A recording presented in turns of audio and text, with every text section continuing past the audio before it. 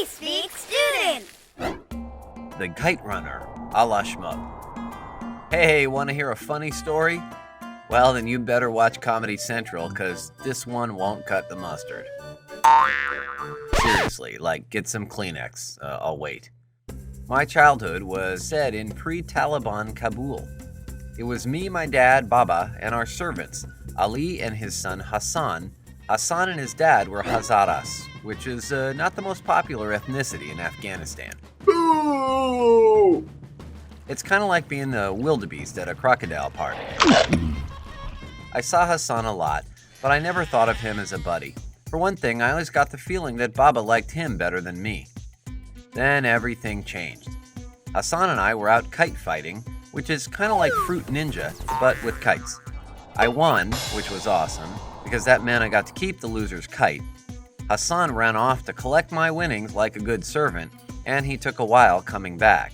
I followed him and found him in an alleyway with some local bullies getting raped, which was totally not a scene you want to walk into. So I didn't.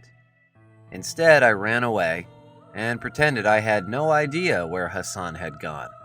I know, I'm a chicken, but how do you bring a thing like that up in a conversation? Except now, this secret's been eating me up inside. And even worse, I had to watch Baba being all mushy with Hassan when he should have been getting mushy with me, in a totally grown-up, manly sort of way, if you know what I mean.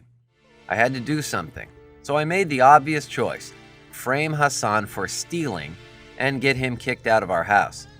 Then it was just me and Baba and somewhat smooth sailing to California. Well, years went by and I put my villainous past behind me. I got myself a wife and lost my Baba to cancer.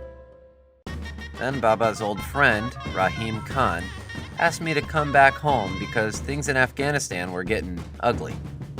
My old pal Hassan and his wife had been murdered by the Taliban, which was gunning for Hazaras, literally. Rahim really laid on the guilt trip, showing me cheery letters from Hassan and telling me about Hassan's son, Sohrab, who was all alone in an orphanage. He saved the zinger for the end, though. Hassan was my half-brother, Baba's actual son. I was the only one who could help Sohrab. It was time for a miracle. See what I did there? I'm so clever.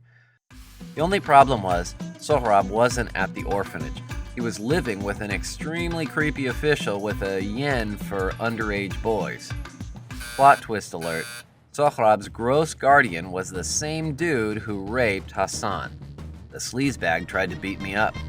I was able to successfully stop most of his punches with my body until Sohrab nailed him with a slingshot, and we escaped.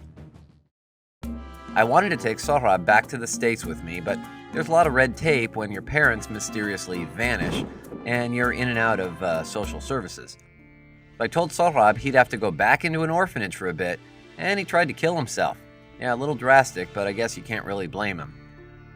My lady and I figured out a way to take him with us, but he was giving me the silent treatment. Oh, kids these days. I think Sohrab and I are starting to connect, though. We flew a kite together, and it was just like the good old days with me and his dad. He even smiled. Okay, that's as close to a happy ending as you're going to get on this one.